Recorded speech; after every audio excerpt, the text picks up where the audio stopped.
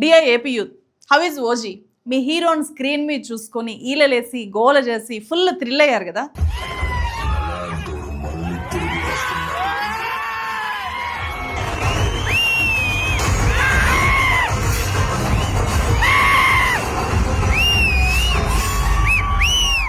చాలా వైరల్ వీడియోస్లో నేను చూశాను. అయిపోయిందా ఓజీ ఫీవర్?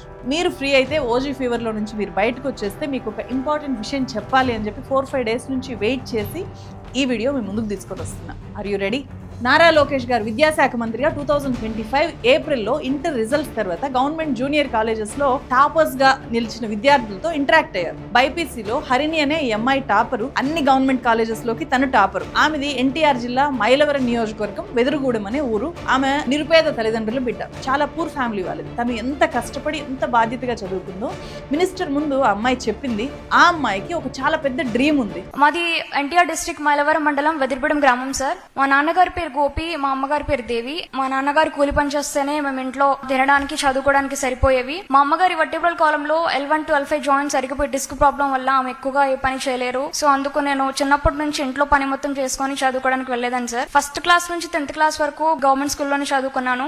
ఏ విద్యార్థికైనా ఒక కోరిక ఉంటుంది సార్. 10th క్లాస్ అయిపోయిన తర్వాత ప్రైవేట్ కాలేజ్ లో జాయిన్ అవ్వాలి, గొప్పగా పెద్ద పెద్ద కాలేజెస్ లో జాయిన్ అవ్వాలి అనిపించేది. కానీ మాకు ఫైనాన్షియల్ గా సపోర్ట్ అంత లేదు కాబట్టి మా నాన్నగారు నన్ను మైలవరంలో MBM గర్ల్స్ స్కూల్ ప్లస్ లో గవర్నమెంట్ కళాశాలలో జాయిన్ చేశారు సార్. నాకు ఫస్ట్ ఇయర్ లో 440కి 427 మార్క్స్ వచ్చాయి. అండ్ ఆల్సో సెకండ్ ఇయర్ లో 1000కి 978 మార్క్స్ వచ్చాయి సార్. 294 హై స్కూల్ ప్లస్ లో స్టేట్ ఫస్ట్ వచ్చాను. స్టేట్ ఫస్ట్ వచ్చాను అనే గర్వం అయితే లేదు, కానీ మా తల్లిదండ్రుల కష్టానికి తగిన ఫలితాన్ని తీసుకొచ్చాను అనే ఆనందం నాకు మనస్ఫూర్తిగా ఉంది సార్. ఎడ్యుకేషన్ మినిస్టర్ చేతుల మీదుగా అవార్డు అందుకునే అవకాశం వచ్చింది. ఫైనల్ గా నాకు ఒక డ్రీమ్ ఉంది సార్. ఫస్ట్ క్లాస్ నుంచి 12th క్లాస్ వరకు గవర్నమెంట్ కాలేజ్ లో గవర్నమెంట్ స్కూల్లో చదువుకున్నాను. అంటే అప్పుడు ఒక రూపాయి కూడా ఖర్చు లేకుండా మా నాన్నగారు చదివించగలిగారు. కానీ ఇప్పుడు హైయర్ స్టడీస్ కి వెళ్ళాలంటే మాకు అంత స్తోమత లేదు sir. I want to become a gynaecologist sir. మా అమ్మ కొంచెం హెల్త్ ప్రాబ్లమ్, ఎమర్జెన్సీ, ఏ టైంలో ఎలా ఉంటారో తెలియదు. మా అమ్మని చూసి నేను ఇంకా ఇన్స్పైర్ అయ్యి డెఫినెట్ గా నేను డాక్టరే అవ్వాలి అనుకున్నాను. గవర్నమెంట్ తరపున ఎడ్యుకేషన్ మినిస్టర్ నారా లోకేష్ గారి తరపున నాకు నీట్ లో ఫ్రీ కోచింగ్ ఇప్పించాను సార్, లాంగ్ టర్మ్ కోచింగ్.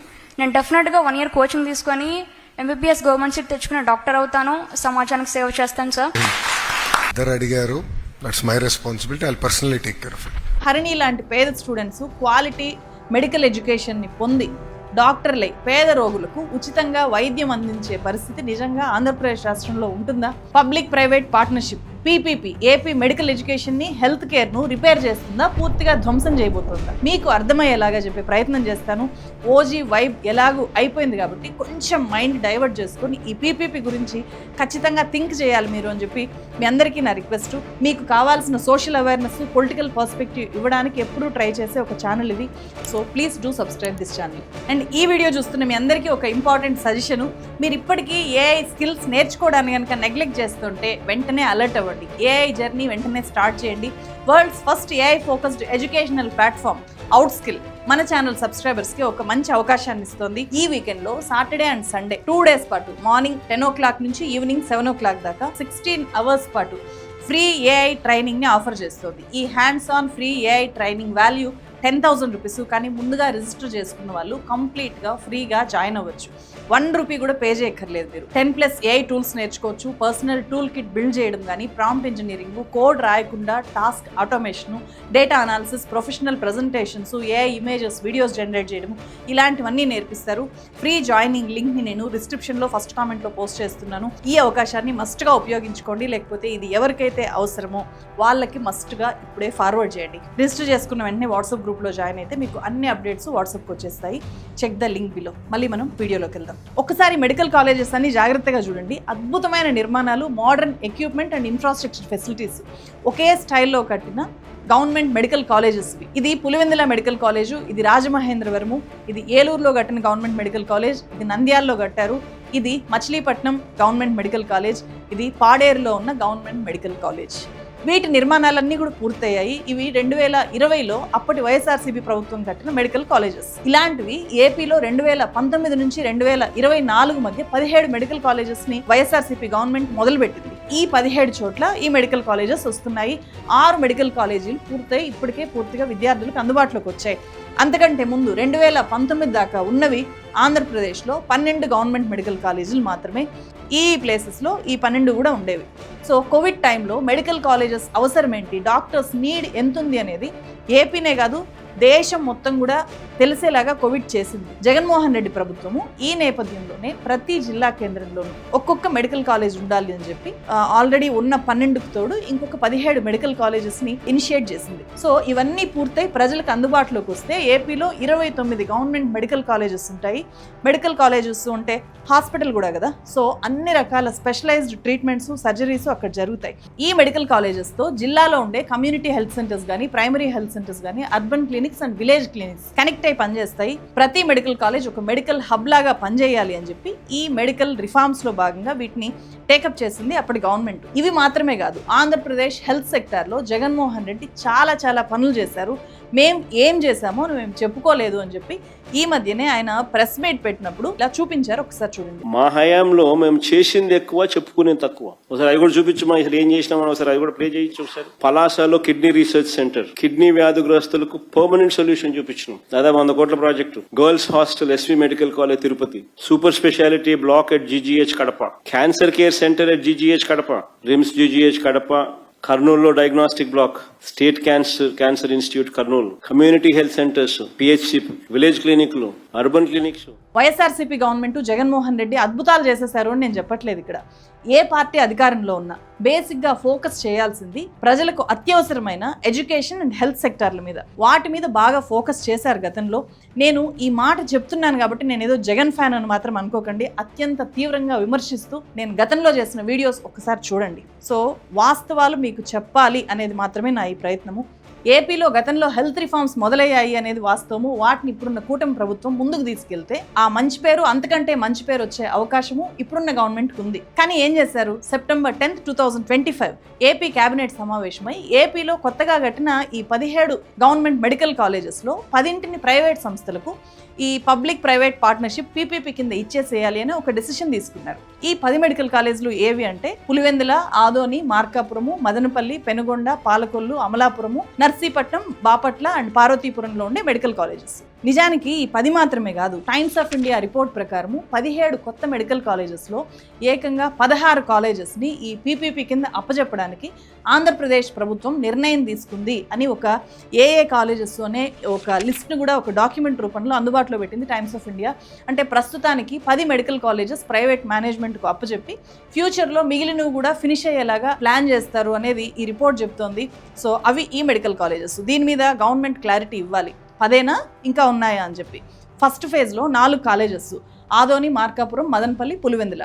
ఈ కాలేజీలతో పాటు వాటికి అనుబంధంగా 650 పడకల హాస్పిటల్స్ నిర్మాణానికి కూడా టెండర్లు పిలుస్తూ ఏపీ గవర్నమెంట్ రీసెంట్గా ఒక టెండర్ నోటిఫికేషన్ ఇచ్చింది. ఈ నోటిఫికేషన్ రిలీజ్ అవగానే ఏపీలో medical colleges issue political turn తీసుకొని ఇది ఒక పెద్ద వివాదానికి దారితీసింది. పెద్ద చర్చ జరిగింది. 2-3 సంవత్సరాల్లో 17 మెడికల్ కాలేజీల ఆపరేషన్ ఇచ్చేయాలన్న ఉద్దేశంతో ఈ నిర్ణయం తీసుకున్నాం. మెడికల్ కాలేజీలు తెచ్చిన ప్రభుత్వం తెలుగుదేశం ప్రభుత్వం అవునా కాదా అని మిమ్మల్ని అడుగుతున్నాను. మా ప్రభుత్వ హయాంలో 26 జిల్లాలు చేసిన ఆ 26 జిల్లాలలో ప్రతి జిల్లాలోనూ కూడా ఒక గవర్నమెంట్ మెడికల్ కాలేజ్ అక్కడ ఉండాలి అని ఆలోచన మాది, ఆచరణ మాది, భూముల సేకరణ మాది, నిధుల సమీకరణ మాది, అన్ని రెడీ. మరి చంద్రబాబు నాయుడు ఎందుకు దీన్ని ముందుకు తీసుకోలేకపోతా ఉన్నాను అడుగుతాం. భూమి ఇస్తే మెడికల్ కాలేజ్ అయిపోదు. ఏదో మేము చేసామని తప్పుడు ప్రచారం చేసుకుంటూ రాజకీయ లబ్ధి పొందాలనుకుంటున్నారు. నేను దిగిపోయే నాటికే దాదాపుగా 3,000 కోట్లు పనులు జరిగాయి. నేను అడుగుతా ఉన్నా, 5 సంవత్సరాలలో 5,000 కోట్లు పెట్టలేరాయా? సూపర్ 6 ఇవ్వాలి, ఇంకొక పక్క అభివృద్ధి చేయాలి. అందులో వినూత్నమైన ఆలోచనే పీపీపీ మోడల్. ఈ రోజు ఆ కాలేజీ ఏ స్థాయిలో ఉందో ఆ స్థాయి నుంచి ఫార్వర్డ్ తీసుకుపోవడానికి వాళ్ళు పెట్టుబడులు పెడితే అది కూడా ఓపీ ఫ్రీ గవర్నమెంట్ ఆధ్వర్యంలో రన్ అవుతాయి. పర్మనెంట్ గా జిల్లా హెడ్ క్వార్టర్స్ లో ప్రైవేట్ ఎక్స్ప్లాయిటేషన్ కు పర్మనెంట్ గా చెక్ పడుతుంది. నిజానికి మెడికల్ కాలేజెస్ ఇష్యూ అనేది పార్టీలకు సంబంధించింది కాదు. టీడీపీకో, వైఎస్ఆర్సీపీకో, జనసేనకో, బీజేపీకో సంబంధించిన ఇష్యూ అస్సలు కాదు. పార్టీలను మించి చాలా పెద్ద ఇష్యూ ఇది. నిజానికి మెడికల్ కాలేజెస్ ని ఈ పీపీపీ మోడల్లో ప్రైవేట్ వాళ్ళకి ఇవ్వాలి అనే ఈ బేసిక్ ఐడియా 2000 2020 జనవరి 21వ తేదీన నీతి ఆయోగ్ అన్ని రాష్ట్రాల ముందు ఈ ప్రపోజల్ పెట్టింది. మీ రాష్ట్రాల్లో ఉండే గవర్నమెంట్ డిస్ట్రిక్ట్ హాస్పిటల్స్ని పబ్లిక్ ప్రైవేట్ పార్ట్నర్షిప్ కింద ప్రైవేట్ హెల్త్ కేర్ కంపెనీలకి అప్పచెప్పండి, మేము 60% ఫండ్ ఇస్తాము అని చెప్పి నీతి ఆయోగ్ ఒక ప్రపోజల్ పెట్టింది కేంద్రం నుంచి. అసలు పీపీపీ మోడల్ని కేంద్రం ఎందుకు ప్రపోజ్ చేసింది? వైజాగ్ స్టీల్ ఫ్యాక్టరీని, ఇతర పబ్లిక్ సెక్టర్ యూనిట్స్ని ప్రభుత్వం కాకుండా ప్రైవేట్ వాళ్ళకు అప్పగిస్తూ ఎందుకు మోదీ ప్రభుత్వం నిర్ణయాలు తీసుకుందో ఇది కూడా అందుకే. That is the nature of BJP government, pro private anti public sector. అయితే ఈ విషయం బయటికి చెప్పరు కదా, బయటికి చెప్పింది మాత్రము it is practically not possible for the central or state government to bridge the gap in the medical education with their limited resources and finances అని చెప్పారు. మెడికల్ ఎడ్యుకేషన్ లో చాలా నీడ్ ఉంది, మనకు చాలా డాక్టర్స్ అవసరం ఉంది. ఈ గ్యాప్ ని ఫిల్ చేయాలి అంటే డైరెక్ట్ గా సెంట్రల్ గవర్నమెంట్ స్టేట్ గవర్నమెంట్ తన లిమిటెడ్ రిసోర్సెస్ తో చేయలేదు కాబట్టి ప్రైవేట్ వాళ్ళని భాగస్వాముల్ని చేయండి అని చెప్పి నీతి ఆయోగ్ చెప్పింది. చాలా రాష్ట్ర ప్రభుత్వాలు అమ్మయ్య హెల్త్ బడ్జెట్ మనకు తగ్గుతుందిలే అని చెప్పి వెంటనే దీన్ని యాక్సెప్ట్ చేశాయి. కేంద్రం ఏం చెప్పినా కూడా మారు మాట్లాడకుండా ఒప్పేసుకునే జగన్మోహన్ రెడ్డి ప్రభుత్వము ఈ పీపీపీ విధానానికి అప్పుడేమీ ఒప్పుకోలేదు, వాళ్ళు యాక్సెప్ట్ చేయలేదు. అందుకు ఇక్కడ మనం ఖచ్చితంగా లాస్ట్ గవర్నమెంట్ని అప్రిషియేట్ చేయాలి. ఒప్పుకోకపోవడమే కాకుండా 17 మెడికల్ కాలేజెస్ మెయింటెనెన్స్ ప్రభుత్వానికి బర్డెన్ కాకుండా ఒక సెల్ఫ్ సస్టైన్ మోడల్ని అడాప్ట్ చేసుకున్నారు. అది నాకు ఇక్కడ చాలా ఇన్నోవేటివ్గా కూడా అనిపించింది. 2023 జూలై 19వ తేదీన జీవో నంబర్ 108 రిలీజ్ చేశారు. ఆ ఇన్నోవేటివ్ మోడల్ ఏంటి అంటే 50% మెడికల్ సీట్లని ఫ్రీగా అందరికీ ఓపెన్ కేటగిరీలో ఇచ్చేస్తారు. వాటికి సంవత్సరానికి 15,000 ఫీజు, అది చాలా తక్కువ. సో మెడిసిన్కి మిగిలిన 50% సీట్స్లో 35% సెల్ఫ్ ఫైనాన్స్ కేటగిరీలో పెట్టారు. వీటికి ఏడాదికి 12 లక్షల రూపాయల ఫీజు అని చెప్పి ఫిక్స్ చేశారు. గవర్నమెంట్ కాలేజెస్లో ఎక్కడా ఫీజు ఉండదు, ఉండేది ఆ 15,000 మాత్రమే. అయినా సరే ఈ 17 కొత్త మెడికల్ కాలేజెస్లో ఈ సెల్ఫ్ ఫైనాన్స్ కింద 12 లక్షల రూపాయలు ఫీజు తీసుకోవడానికి జీవోనే అఫీషియల్గా రిలీజ్ చేసింది గవర్నమెంట్. అదే ప్రైవేట్ మెడికల్ కాలేజెస్లో ఎంబీబీఎస్ చేయాలి అంటే 75 lakhs నుంచి 1 crore ప్లస్ అవుతుందంట.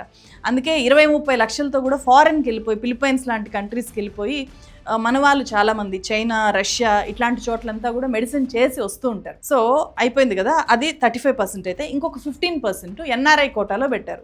వాటికి 20 lakhs అని చెప్పి అప్పటి గవర్నమెంట్ ఫిక్స్ చేసింది. అంటే 12 లక్షలేమో బి కేటగిరీ సీట్స్, 20 lakhs ఏమో ఎన్ఆర్ఐ కోటా. ఎందుకు ఇది అయినా సరే బెస్ట్ మోడల్ అని చెప్పి అన్నాను అంటే కాలేజెస్ పెరిగాయి కాబట్టి మెడికల్ సీట్లు కూడా ఖచ్చితంగా పెరుగుతాయి. సో ఎక్కువ నెంబర్ ఆఫ్ కాలేజెస్, ఎక్కువ నెంబర్ ఆఫ్ సీట్స్ కాబట్టి పేద విద్యార్థులకి అవకాశాలు కూడా పెరిగినట్లు అవుతాయి. అట్ ద సేమ్ టైం కొంచెం అఫోర్డ్ చేయగలిగే వాళ్ళ దగ్గర నుంచి సెల్ఫ్ ఫైనాన్స్ కింద 12 lakhs రూపీస్ తీసుకుంటే వేరే వాళ్ళ చేతుల్లోకి వెళ్ళదు.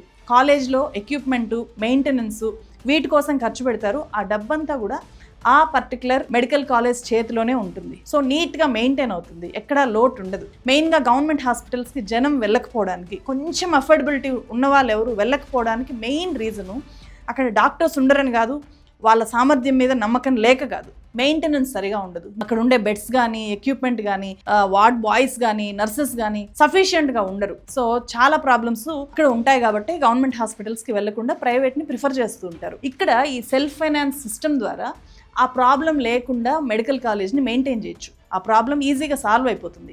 రిజర్వేషన్ కూడా అమలవుతుంది, రిజర్వేషన్కి డోకా ఉండదు ఎక్కువ నెంబర్ ఆఫ్ సీట్స్ రావడం వల్ల. అయినా సరే అప్పుడు ప్రతిపక్షంలో ఉన్న టీడీపీ కానీ, జనసేన కానీ తీవ్రంగా విమర్శించాయి. జగన్మోహన్ రెడ్డి ప్రభుత్వ మెడికల్ సీట్లను అమ్ముకుంటున్నారు అని చెప్పి పెద్ద ఎత్తున ఆందోళనలు జరిగాయి. కేంద్ర ప్రభుత్వము రాష్ట్రానికి కేటాయించిన మెడికల్ కాలేజీల సీట్లను జగన్మోహన్ రెడ్డి అమ్ముకుంటున్నాడు అని చెప్పి 2023 అక్టోబర్ 5వ తేదీన పెడనలో జరిగిన సభలో ప్రస్తుత deputy CM, OG actor Pawan Kalyan తీవ్రంగా విమర్శించారు. మరి ఇప్పుడు ఆయన మాట్లాడుతున్నారా అనేది ఇక్కడ మీరు ఒకసారి ఆలోచించాలి. 2023 ఆగస్టులో మంత్రి నారా లోకేష్ యువగలం పాదయాత్ర జరుగుతున్నప్పుడు మేం అధికారంలోకి వస్తే 100 రోజుల్లోనే జగన్మోహన్ రెడ్డి తీసుకొని వచ్చిన ఆ జీవో నంబర్ 108ని రద్దు చేస్తాము అని చెప్పి ప్రకటించారు. మొత్తం సీట్స్ని ఫ్రీ చేస్తాము అని చెప్పి ఆయన ఉద్దేశం. ఇక్కడ ఏకంగా ప్రభుత్వ మెడికల్ సీట్లు కూడా అమ్మకానికి పెట్టాడు. రేపు తెలుగుదేశం పార్టీ అధికారంలోకి వచ్చిన వెంటనే నిరుపేదలకి మళ్ళీ ఆ మెడికల్ సీట్లు మేము అందజేస్తాము. అధికారంలోకి వచ్చాక కూటమి గవర్నమెంట్ ఏం చేసింది? నిధులు లేవు అని చెప్పి 17 కాలేజెస్లో 6 కాలేజెస్ ఆల్రెడీ పూర్తయిపోయాయి. మిగిలిన 11 కాలేజెస్ ఇంకా వాటి నిర్మాణం వివిధ దశల్లో ఉంది. ఈ కాలేజెస్ని పూర్తి చేయాలి అంటే 5-6 వేల కోట్ల రూపాయలు ఖర్చు అవుతుంది అంచనా ప్రకారం.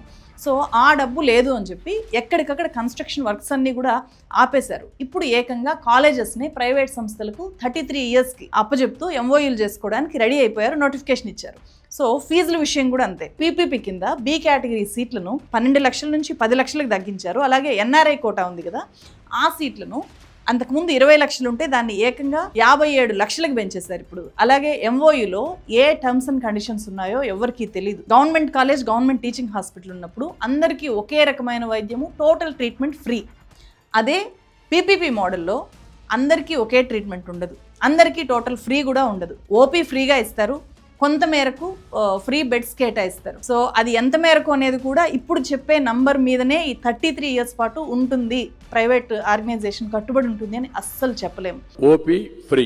అదే మాదిరిగా మాకు ఎన్టీఆర్ వైద్య సేవ ఉంది. వైద్య సేవ పేషెంట్లకు 70% రిజర్వేషన్స్ ఇవ్వాలి. మన దేశంలో ఎక్కడైనా ఈ పీపీపీ మోడల్ సక్సెస్ అయిందా అనేది కాసేపట్లో చెప్తాను. అంతకంటే ముందు హెల్త్ సెక్టార్ గవర్నమెంట్ చేతుల్లో ఉండడం వల్ల జరిగే మేలేంటో ఇక్కడ క్లియర్ గా అర్థం చేసుకోవాలి. 2017-18లో నేషనల్ శాంపుల్ సర్వే ఒక జబ్బు చేసినప్పుడు ప్రైవేట్కి వెళ్తే ఎంత ఖర్చు అవుతుంది, అదే గవర్నమెంట్కి వెళ్తే ఎంత ఖర్చు అవుతుందో ఆ డిఫరెన్సియేషన్స్ ని ఒక రిపోర్ట్ రూపంలో ప్రకటించింది. రూరల్ గవర్నమెంట్ హాస్పిటల్లో ఒక రోగి అడ్మిట్ అయితే అతనికి మొత్తం అయ్యే ఖర్చు, అంటే గవర్నమెంట్ పెట్టిన ఖర్చు అయితే పెట్టాలి కదా, అలా పెట్టే ఖర్చు 4,290 రూపాయలు. అదే ప్రైవేట్ హాస్పిటల్లో ఒక పేషెంట్ అడ్మిట్ అయితే పేషెంట్ చేతి నుంచి పెట్టుకోవాల్సిన డబ్బు 27,347 రూపాయలు. గవర్నమెంట్ హాస్పిటల్ కంటే 6 టైమ్స్ ఎక్కువ. ఇది రూరల్ ఏరియాస్ లోనే. అదే టౌన్స్ లో అయితే 8 టైమ్స్ ఎక్కువ ఖర్చు పెట్టాలి. గవర్నమెంట్ బిల్లు 4,837 రూపాయలు అయితే ప్రైవేట్ లో 38,822 రూపాయలు బిల్ అవుతుంది. ఇది 2018 డేటా. అదే ఇప్పుడైతే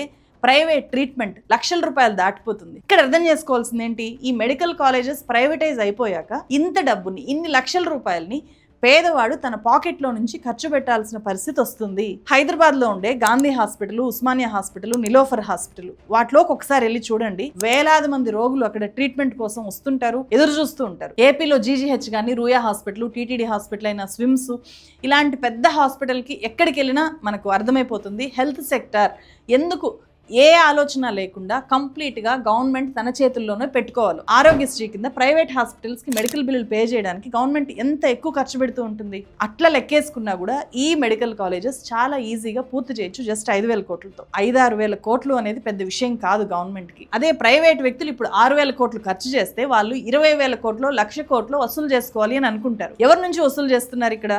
డైరెక్ట్ గా ప్రజల దగ్గర నుంచి. ప్రైవేట్ వ్యక్తులకు పబ్లిక్ హెల్త్ మీద ఏం రెస్పాన్సిబిలిటీ ఉంటుంది? ఈ బేసిక్ విషయం చంద్రబాబు నాయుడు ప్రభుత్వానికి అర్థం కావట్లేదు అని అయితే నేను అనుకోను. అయినా సరే చూడండి ఒకసారి దీని మీద సీఎం ఏమంటున్నారు. ఎన్ని కాలేజీలు కట్టారు చెప్పనండి 5 ఏళ్లలో. కాలేజీలు కట్టకుండా కాలేజీలు కట్టామని చూపించడం ఇది కరెక్ట్ నిర్ణయం కాదు. ఇది కూడా పీపీపీ మోడల్. ఈరోజు ఆ కాలేజీ ఏ స్థాయిలో ఉందో ఆ స్థాయి నుంచి ఫార్వర్డ్ తీసుకుపోవడానికి వాళ్ళు పెట్టుబడులు పెడితే అది కూడా ఓపీ ఫ్రీ. నేను ఒక పక్క సూపర్ 6 ఇవ్వాలి, ఇంకొక పక్క అభివృద్ధి చేయాలి. అందులో వినూత్నమైన ఆలోచనే ఈ ఆలోచన. ఇది మాత్రమే కాదు, సెప్టెంబర్ 23న అసెంబ్లీలో మాట్లాడుతూ ప్రగతికి మార్గం పీపీపీలే అని చెప్పి ఇంకా పెద్ద స్టేట్మెంట్ ఇచ్చారు. తొందరగా అనుకున్న ప్రగతిని సాధించాలంటే పీపీపీ తప్ప వేరే మార్గం లేదు.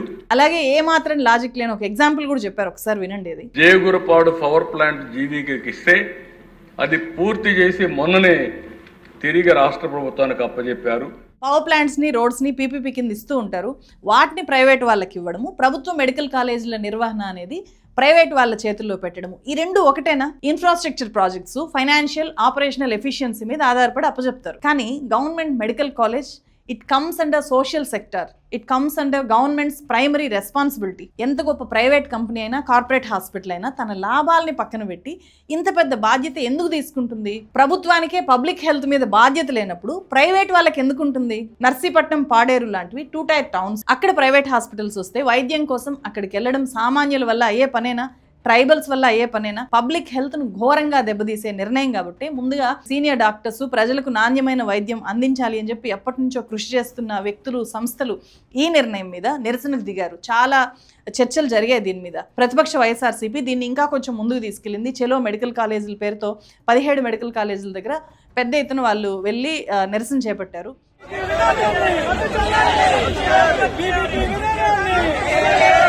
వైఎస్ఆర్సీపీ గవర్నమెంట్ అసలు ఒక్క మెడికల్ కాలేజ్ కూడా కట్టలేదు అని చెప్పి టీడీపీ అఫీషియల్ హ్యాండిల్ ఇలాంటి ఫేక్ వీడియోస్ ని పోస్ట్ చేసింది. ఇవన్నీ కూడా, ఈ కాలేజీలన్నీ కూడా, నిర్మాణాలన్నీ కూడా పూర్తయి, అంటే కట్టేసిన హాస్పిటల్ దగ్గర కూడా అసలు ఏమీ లేదు అని చెప్పి చూపించేలాగా ఈ వీడియోస్ ఉన్నాయి. వీటిని క్రాస్ చెక్ చేస్తే మొత్తం ఇప్పుడు నేను మీకు మొదట్లో చూపించిన వీడియోస్, ఆ హాస్పిటల్ వీడియోస్, ఇప్పుడు అక్కడ చదువుకుంటున్న విద్యార్థులవి ఇవన్నీ వచ్చాయి. వైఎస్ఆర్సీపీ వాళ్ళు ఆ హాస్పిటల్ దగ్గరికి వెళ్ళి అక్కడే నిరసన కార్యక్రమాలు చేపడితే మొత్తం అందరూ ఇప్పుడు ఇన్ని మెడికల్ కాలేజెస్ కట్టారు అని చెప్పి తెలుసుకున్నారు. జగన్మోహన్ రెడ్డి ఇంకో ప్రకటన కూడా చేశారు, మేము మళ్ళీ అధికారంలోకి వస్తే ఈ టెండర్స్ అన్ని క్యాన్సిల్ చేస్తాము, ప్రైవేట్ కాలేజెస్ అన్ని కూడా గవర్నమెంట్ హ్యాండ్ ఓవర్ చేసుకుంటుంది, గుర్తుపెట్టుకోండి అని చెప్పి ఇట్లా వార్నింగ్ ఇచ్చారు. ఎవరైనా టెండర్లలో పార్టిసిపేట్ చేయండి, ఎవడైనా రాండి, కానీ ప్రతి ఒక్కరికి వార్నింగ్ ఇస్తాను. రేపు పొద్దున మేము వచ్చిన తర్వాత రద్దు చేస్తాం, మళ్ళీ వెనక్కి తీసుకుంటాం. ఇది మాత్రం ఖచ్చితంగా అందరూ గుర్తుపెట్టుకోమని. పీపీపీ ద్వారా మెడికల్ స్టూడెంట్స్కి నష్టం జరుగుతుందంటే ఖచ్చితంగా నష్టం జరుగుతుంది. ఇప్పటికిప్పుడు ఈ ఫ్రీ కోటా 50% ఫ్రీ కోటా అలాగే ఉంటుంది. అలాగే బి కేటగిరీ సీట్లు ఏవైతే ఉన్నాయో వాటిని ఇప్పటికే 10 లక్షలు ఉంది కదా, ఆ 10 లక్షల రూపాయలు పెరగచ్చు. అలాగే ఎన్ఆర్ఐ కోటా సీట్లు కూడా పెరగచ్చు. ఈ ఫ్రీ కోటా కూడా భవిష్యత్తులో మార్పులు చేయరు అనే గ్యారంటీ కూడా ఏమీ లేదు. లేకపోతే ఫ్రీ సీట్ ఇవ్వాలి అంటే నానా రకాల కండిషన్స్ కూడా పెట్టచ్చు. మనం మొదట్లో చెప్పుకున్న హరిణి లాంటి విద్యార్థులకు బాగా చదివితే గవర్నమెంట్ సీట్ వస్తుంది అనే హోప్ ని ప్రభుత్వ మెడికల్ కాలేజీలు ఇచ్చినట్టు ప్రైవేట్ మెడికల్ కాలేజీలు ఇవ్వలేవు. ఏ రాష్ట్రంలోనూ పీపీపీ మోడల్ సక్సెస్ కాలేదు. దానికి బెస్ట్ ఎగ్జాంపుల్ కర్ణాటకలో ప్రైవేట్ కి అప్పచెప్పిన హాస్పిటల్స్ ని తిరిగి తీసేసుకున్నారు. రాయచూరులో Rajiv Gandhi super speciality hospital ని అపోలో హాస్పిటల్ కి ఇచ్చారు. అపోలో దేశంలోనే పెద్ద ప్రైవేట్ హాస్పిటల్ నెట్వర్క్ కదా, అలాంటి అపోలో కూడా ఎంఓయూ చేసుకున్న విధంగా పేదలకు ఉచిత వైద్య సేవలు అందించలేకపోయింది. కేవలం 11% బెడ్స్ మాత్రమే పేదవాళ్ళకి కేటాయించారు. దీంతో 2002లో అప్పగించిన ఆ హాస్పిటల్ ను 2012లో తిరిగి ప్రభుత్వం హ్యాండ్ ఓవర్ చేసుకోవాల్సి వచ్చింది. 2004లో కొన్ని ప్రైమరీ హెల్త్ సెంటర్స్ ని కూడా కర్ణాటకలో ఎన్జిఓలకు అప్పచెప్పారు. ప్రైవేట్ కాదు, ఎన్జిఓలకు అప్పచెప్పినా కూడా అక్కడ గవర్నమెంట్ ప్లేస్ ని మాత్రం వాళ్ళు రీప్లేస్ చేయలేకపోయారు. పేదలకు వైద్యము దూరం అవుతోంది అని చెప్పి 2016లో మళ్ళీ వాటిని తిరిగి గవర్నమెంట్ హ్యాండ్ ఓవర్ చేసేసుకుంది. అయినా సరే 2022లో బీజేపీ గవర్నమెంట్ పీపీపీ మోడల్ కింద 9 మెడికల్ కాలేజెస్ ని కట్టాలి అని చెప్పి కర్ణాటకలో డెసిషన్ తీసుకుంటే చాలా పెద్ద ఎత్తున నిరసనలు వచ్చాయి. అక్కడ బీజేపీ ప్రభుత్వమే ఉన్నా కూడా ఆ నిర్ణయాన్ని వెనక్కి తీసుకుంది. 2023లో అధికారంలోకి వచ్చిన కాంగ్రెస్ గవర్నమెంట్ మళ్ళీ హెల్త్ బడ్జెట్ తగ్గించుకోవచ్చు అనే ఉద్దేశంతో 11 మెడికల్ కాలేజెస్ని పీపీపీ ద్వారా కట్టాలి అని చెప్పి నిర్ణయం తీసుకుంటే ఇప్పుడు అట్ ప్రజెంట్ కర్ణాటకలో చాలా పెద్ద ఎత్తున ఆ నిర్ణయానికి వ్యతిరేకంగా ఆందోళనలు జరుగుతున్నాయి. దీంతో ఒక కమిటీ వేసింది. సో అక్కడ ముందుకు వెళ్తున్నాయి ఇవి అని చెప్పి అసలు చెప్పలేం. మధ్యప్రదేశ్లో బిడ్డర్స్ ఎవరు ముందుకు రాకపోతే 25 ఎకరాల భూమిని 1 రూపీకే ఇచ్చి మరీ అక్కడ గవర్నమెంట్ ఆకర్షించింది. అయినా సరే ఎవరు రాలేదు. ఎందుకంటే పబ్లిక్ చాలా పెద్ద ఎత్తున ప్రొటెస్టులు చేస్తున్నారు ఈ పీపీపీ నిర్ణయాన్ని వెనక్కి తీసుకోవాలి అని చెప్పి. ఎంఓయూలు ఎక్కడా కూడా పబ్లిక్గా లేవు. 20% బెడ్స్ పేదలకు ఇస్తామని చెప్పి చెప్తున్నా కూడా దాని అమలు అనేది అనుమానాస్పదంగా ఉంది.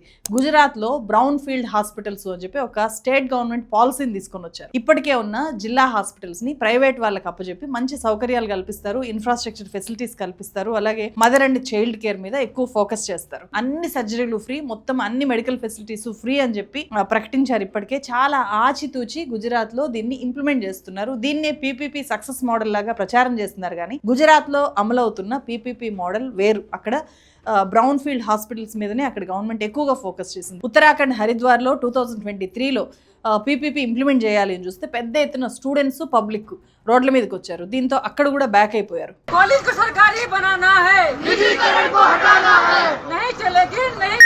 గోవాలో కూడా పబ్లిక్ నుంచి భారీ ఎత్తున బ్యాక్లాష్ వచ్చింది. పీపీపీ ప్లాన్ ని అక్కడ డ్రాప్ చేశారు. తమిళనాడు, కేరళ, తెలంగాణ సహా 14 రాష్ట్రాలు పీపీపీకి కనీసం ఒప్పుకోలేదు. నీతి ఆయోగ్ సజెస్ట్ చేసిన తర్వాత కేరళ, తమిళనాడులో అయితే దీనికి అవకాశం కూడా ఉండదు. ఎప్పుడు అక్కడ ఉండే గవర్నమెంట్స్ అట్లాంటి థాట్లో కూడా వెళ్ళవు. పబ్లిక్ హెల్త్ని ప్రైవేట్ వాళ్ళ చేతిలో పెట్టాలి అని చెప్పి. ఏపీలో మాత్రమే చంద్రబాబు నాయుడు గవర్నమెంట్ ఏమాత్రం భయము, బాధ్యత లేకుండా ఈ పీపీపీ మోడల్ని అగ్రెసివ్గా ముందుకు తీసుకెళ్తోంది. పబ్లిక్ సెక్టార్ ప్రైవేట్ డామినేషన్ కిందకి వెళ్ళిపోతే సాధారణ రోగులకు నష్టం జరుగుతుంది అని చెప్పి నీతి ఆయోగ్ ఈ నిర్ణయాన్ని ప్రకటించినప్పుడే హెల్త్ ఎకానమిస్ట్ రియో ఎం జోన్ పాయింట్అవుట్ చేశారు. ఎప్పుడు పీపీపీ అనేది వర్కౌట్ అవుతుందో కూడా హెల్త్ ఎక్స్పర్ట్స్ చెప్పారు. ఆల్రెడీ అత్యాధునిక సౌకర్యాలతో ప్రభుత్వ హాస్పిటల్ ఆ జిల్లాలో ఉన్నప్పుడు పీపీపీ మోడల్లోకి వెళ్తే అప్పుడు ప్రజలకు అది ఇంకొక ఆప్షన్ లాగా ఉంటుంది. అంటే గవర్నమెంట్ హాస్పిటల్ నచ్చకపోతే కొంచెం ఖర్చు పెట్టుకోగలిగితే అప్పుడు పీపీపీలోకి వాళ్ళు ఆటోమేటిక్గా వెళ్తారు. అట్లాంటి చాయిసే లేకుండా ఎక్కడో ట్రైబల్ ఏరియాస్లో, చిన్న చిన్న టౌన్స్లో కూడా నువ్వు కేవలం అక్కడుండే ప్రైవేట్ కాలేజెస్ని అక్కడ తీసుకొని వస్తుండే గవర్నమెంట్ మెడికల్ కాలేజెస్ని తీసేసి, టీచింగ్ హాస్పిటల్స్ని తీసేసి కంప్లీట్ ప్రైవేట్కి అప్పచెప్పేస్తే వాళ్ళకి వేరే ఆప్షనే ఉండదు. ఈ నిర్ణయం ప్రైవేట్ వ్యక్తులకే లాభం కానీ రోగులకు కాదు అని చెప్పి ఎక్స్పర్ట్స్ తేల్చి చెప్పారు. ఇవన్నీ చంద్రబాబు నాయుడు గారికి తెలియదు అని కాదు. అయినా యుద్ధ ప్రాతిపదికన పీపీపీ నిర్ణయం తీసుకున్నారు అంటే బేసిక్గా చంద్రబాబు విధానమే ప్రో ప్రైవేటైజేషన్ అని చెప్పి ఇక్కడ ఇంకొకసారి ఆయన ప్రూవ్ చేశారు. అంతెందుకు అసెంబ్లీలో మాట్లాడుతూ కూడా ప్రగతికి మార్గం పీపీపీని అని స్వయంగా చెప్పారు కదా. చంద్రబాబు నాయుడు గారికి ఉన్న ట్యాగ్ ఏంటి? The vision of Chandrababu ji. I mean, his vision of amazing vision. He is a visionary. గొప్ప విజనరీ అనే ప్రచారం ఉంది కదా. ప్రజలు ఆయన్ని ముఖ్యమంత్రిని చేసింది ప్రజల కోసం పనిచేయడానికే కానీ ప్రజల ఓట్లతో గెలిచి ప్రజల డబ్బును ప్రజల ఆస్తుల్ని ప్రైవేట్ పరం చేయడానికా?